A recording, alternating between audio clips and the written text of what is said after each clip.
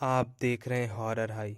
दोस्तों, आज की जो कहानी है ना, अगर आप इसे पूरा सुनेंगे तो मैं विश्वास दिलाता हूँ कि ये कहानी आपको बहुत ज़्यादा पसंद आएगी।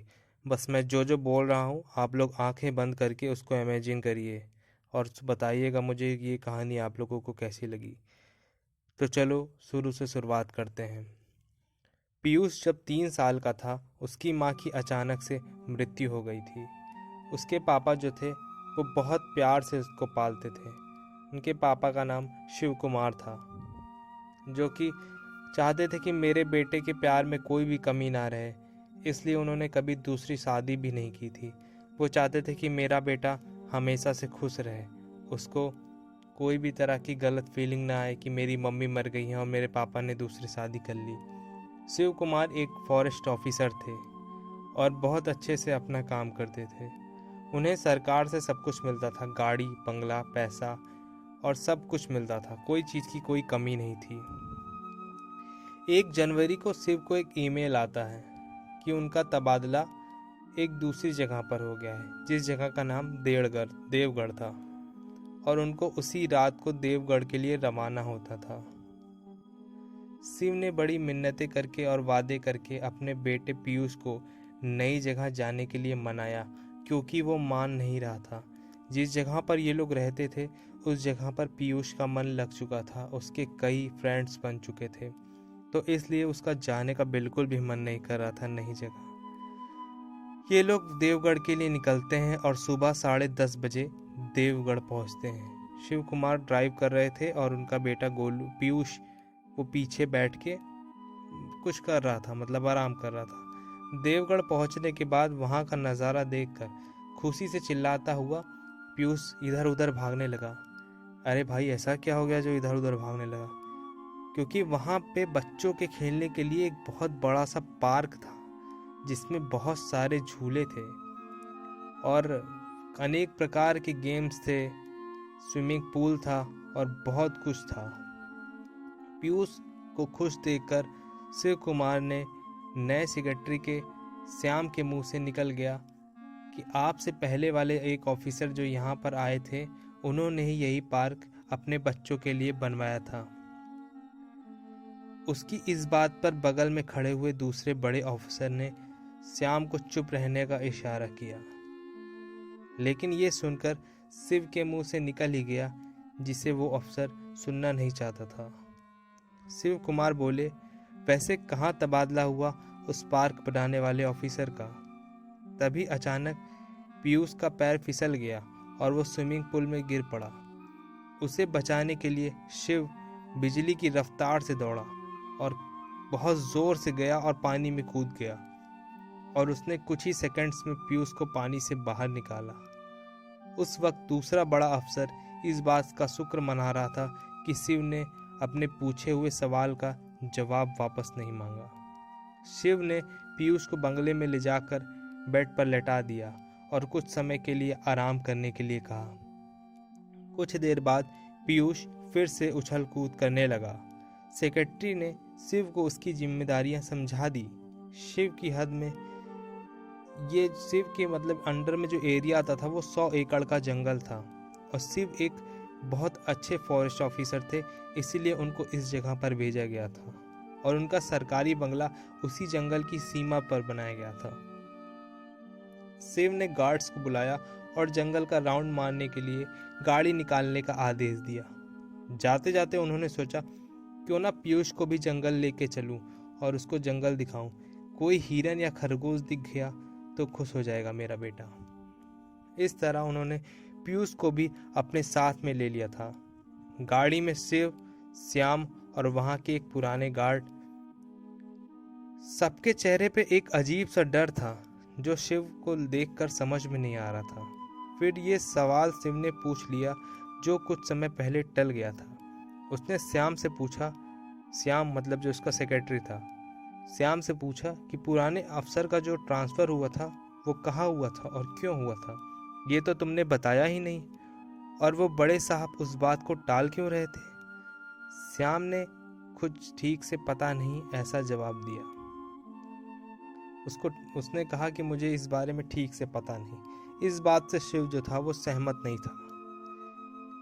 फिर थोड़ा दबाव डालने पर सेक्रेटरी ने सब कुछ बताना शुरू किया कि उस पार्क बनाने वाले ऑफिसर का नाम जॉन डिसूजा था। उसे तंत्र मंत्र सिद्धियों का काफी ज्ञान था। उसका कहना था कि तंत्र मंत्र सिद्धियों की शक्ति से इंसान अमर भी हो सकता है।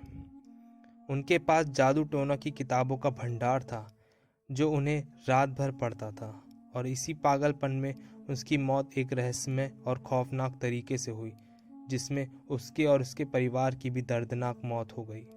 जॉन ने सबसे पहले अपने खुद के बच्चे को पुल में डुबाकर और उसके बाद अपने 2 बेटों को कुल्हाड़ी से टुकड़े टुकड़े कर दिए, और फिर बीवी पर भी मिट्टी का तेल डालकर उन्हें जला दिया, और पूरे परिवार की बलि देने के बाद आखिर में खुद बंगले के सामने जो पेड़ है ना उस पर फांसी लगा ली।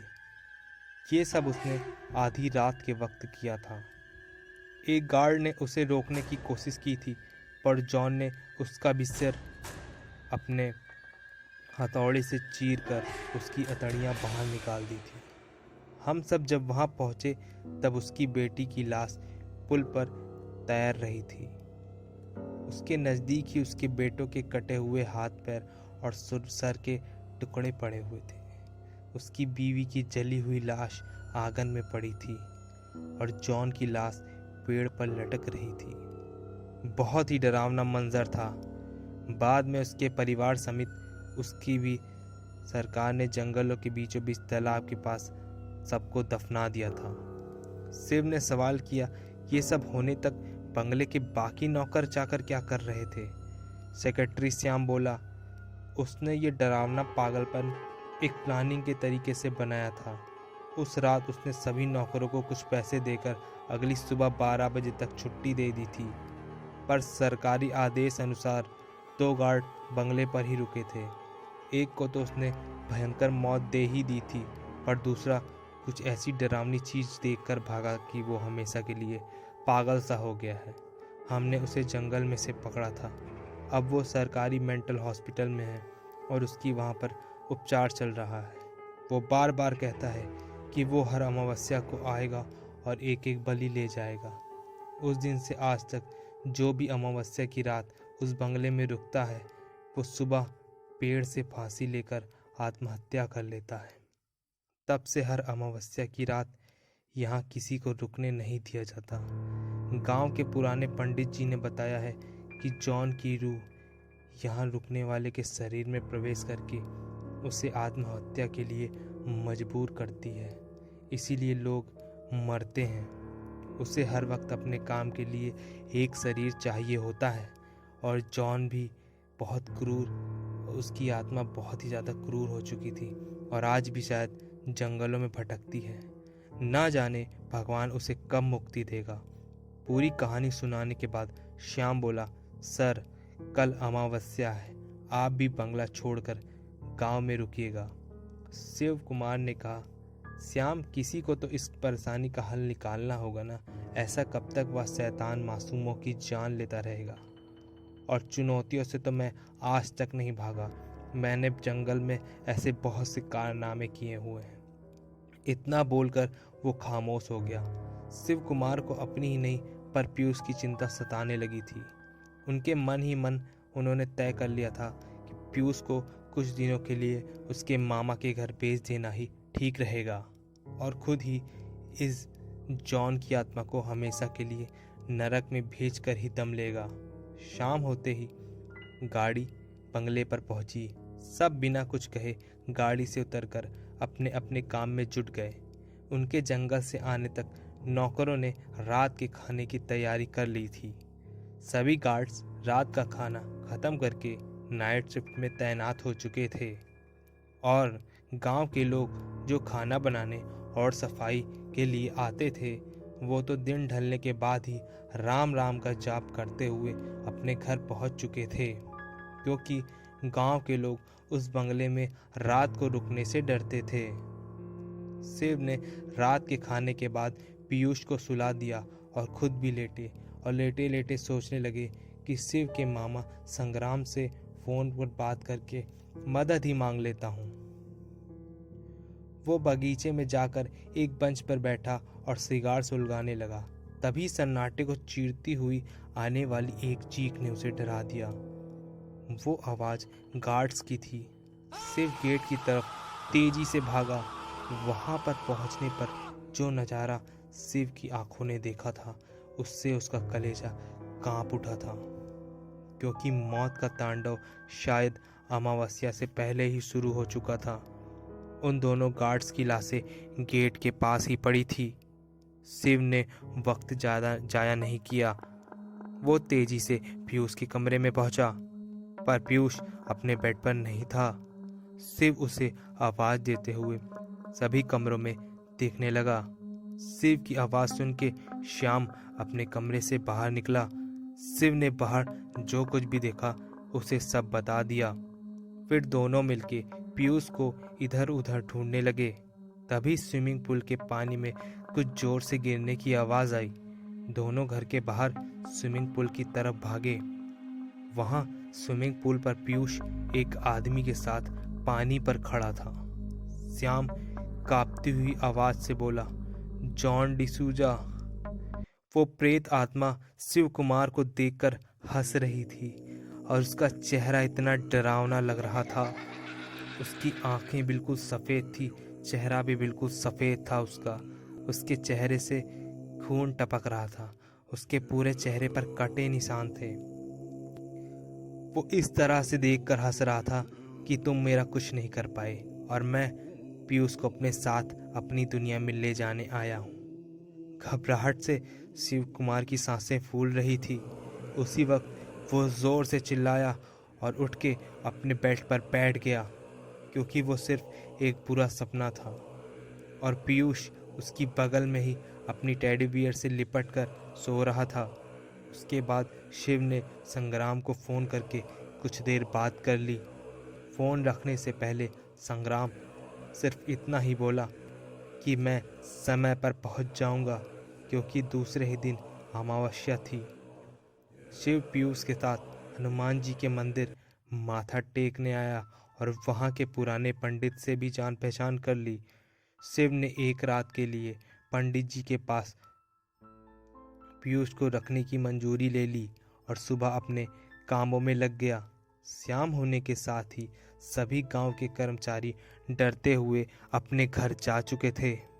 शिव की हिम्मत देख के उसके 2 गार्ड्स और सेक्रेटरी श्याम भी उसके साथ रुका था। शिव ने उन्हें अपनी योजना बताना शुरू किया। शिव ने कहा कि जॉन की रूह को अपने काम को अंजाम देने के लिए एक शरीर की आवश्यकता होती है। उसे हम में से किसी को मारने से पहले उसके शरीर में प्रवेश करना होगा। तो हम सब उसको बस कुछ देर के लिए उलझाना है। जिसके शरीर में जॉन की आत्मा होगी उसे पकड़कर या फिर बांध कर रखना है। उसके बाद हमेशा के लिए उसे मुक्ति मिल जाएगी। ठीक रात के 12 बजे एक गार्ड ने श्याम का गला दबाने की कोशिश की। उसे काबू में रखने के लिए सबने उसे पकड़ कर रखा था। उसके पैर में इतनी ताकत आ गई थी कि उसने सबको दूर फेंक दिया था। किसी तरह उस दूसरे वाले गार्ड और श्याम ने उसे रस्सी में फंसाकर कुछ समय के लिए काबू किया। तब तक शिव ने बंदूक की गोली आसमान में चलाकर किसी को सिग्नल दिया और कुछ ही मिनटों में रस्सी में बंधा हुआ वो गार्ड ऐसी हरकतें करने लगा जैसे किसी ने उसको जला दिया हो। उस वक्त जंगल के बीचों बीच गांव के पंडितों और संग्राम जॉन डिसूजा को उसकी ही कब्र में जला रहे थे और कुछ ही समय बाद वो गार्ड नॉर्मल हो गया। बाद में शिव कुमार ने सबको समझाया कि काले जादू की किताब में एक रस्म है जिससे जॉन उस कब्र में रहते हुए भी जिंदा था।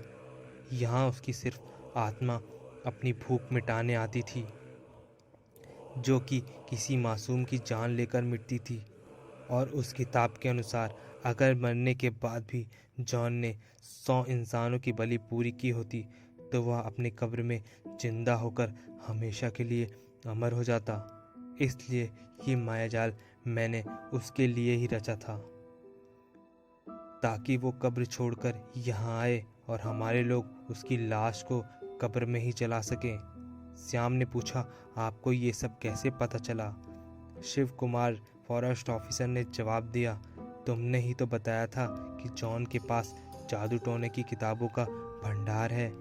वह भंडार मुझे रात को तहखाने में मिला और उस किताब में एक काले जादू से अमर होने की किताब थी और उस पर नाम लिखा था जॉन डिसोजा। और मैंने उस किताब को पूरा पढ़ा और उसमें हर तरह के सारी प्रथा लिखी थी, सारे नियम लिखे थे। मुझे उसमें से एक ही नियम ऐसा मिला कि किसी की आत्मा को अगर जलाना हो तो उसका प्रोसेस क्या है। जॉन डिसूजा उस दिन के बाद से किसी को भी तंग नहीं किया और उसकी आत्मा हमेशा के लिए मुक्ति हो गई। तो दोस्तों, आज की कहानी यहीं पर समाप्त होती है। अगर ये कहानी आपको पसंद आई हो तो चैनल को सब्सक्राइब कर दीजिएगा, भूलिएगा नहीं। आप लोग चैनल सब्सक्राइब करना भूल जाते हैं। इसी तरह की कहानियाँ सुनने के लिए मैं आप लोगों के लिए रोज़ लेकर आता रहूँगा। मिलते हैं कल एक नई कहानी के साथ। तब तक आप सभी का दिन शुभ हो।